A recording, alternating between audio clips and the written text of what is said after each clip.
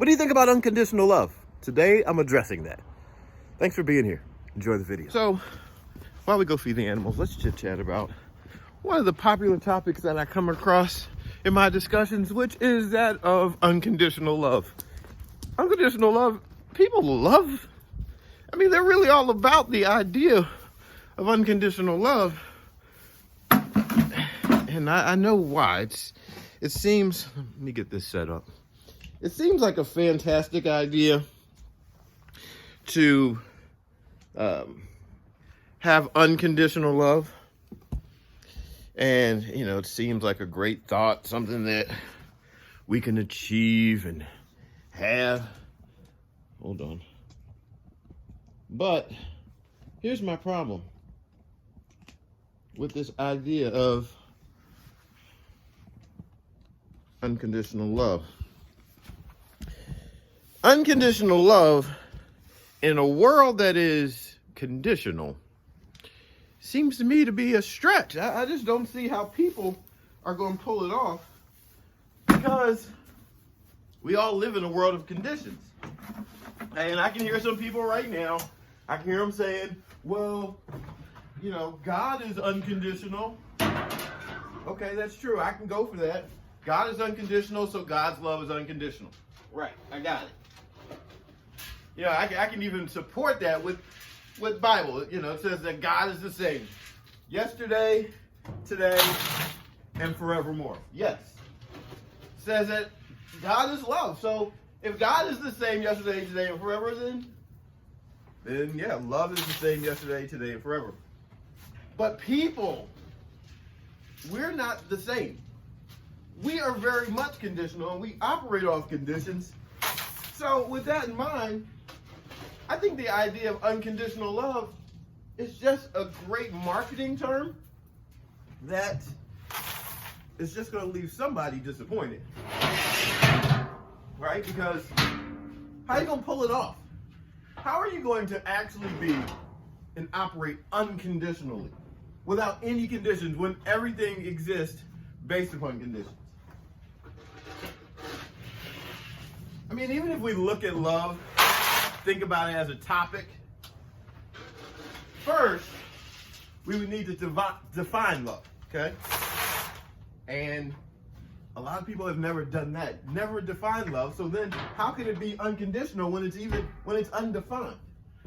But if you say, okay, I'm going to use something like 1 Corinthians 13, okay, and look at the description of love based upon 1 Corinthians 13. It starts off, love is patient, love is kind. I don't really know people, I dropped my other glove. I don't really know people that are unconditionally patient, unconditionally kind. Like, that means I'm going to be kind regardless of the conditions. I don't know people that have made it to that level of being unconditional, like with their kindness. I just don't. I mean, maybe I don't have the right kind of people around me, but I just haven't seen it pulled off. I mean, to think about other aspects of that particular passage that defines love. The one I'm going to go to is, love always protects. Well, do you know people that can protect unconditionally? No, that means no matter what's going on, I can provide an atmosphere of protection. I can protect because I'm serving this love unconditionally. Well, no, I don't think it works that way. I think that we as people actually have to operate with conditions. So I think the greater statement, if we're being serious, if we're being honest, is that I love you conditionally because I recognize the conditions, but I'm choosing to love you in these conditions. I'm choosing to recognize that these conditions exist, and I want to display love in these conditions, right? So that way, it's understood that no, this doesn't happen unconditionally. This is happening by choice.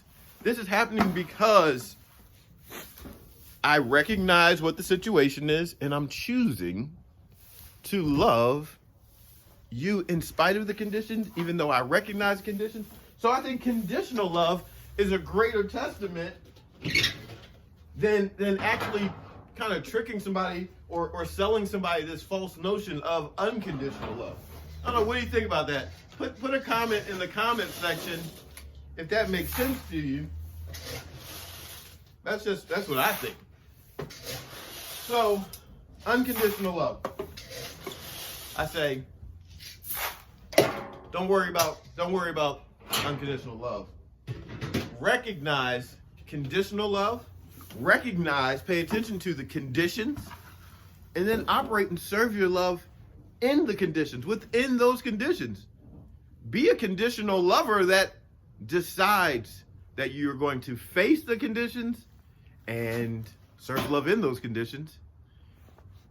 And I think you're going to actually put yourself in the position to be even more successful and to be even more fulfilled in love, because you're serving love and recognizing the conditions. And if we do that day after day, if we recognize, okay, like right now it's in Philly, it's cold. All right, so based upon these conditions, I'm going to do certain things. I'm going to prepare myself a certain kind of way. I'm going to put on gloves, at least on one hand, until I find where the other one dropped out of my pocket. But I'm going to put on my gloves and work that way because of the conditions. I'm going to serve because of the conditions. I might have to go in, not today, but on another day when it gets super cold and the water buckets freeze, I'll have to serve love based upon those conditions, because I'm choosing to recognize the conditions and to serve love. Sounds good to me. Hope it encourages you. I'm B.A. Shepherd, 2 P's, A-R-D, reminding you to be a shepherd. Hi, Cat. And if you enjoyed this and you enjoy the cat, hit the like button, hit the subscribe button, share it with some other people.